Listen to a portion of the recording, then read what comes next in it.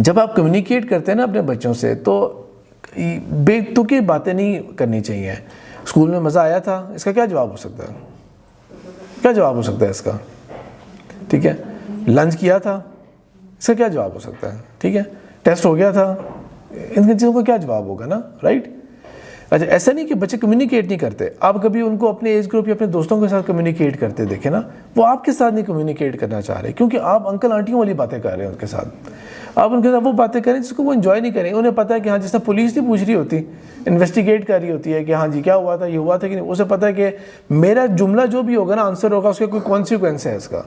ये तो पुलिसिंग वाले क्वेश्चन हो गए ना, कम्युनिकेशन नहीं है ये।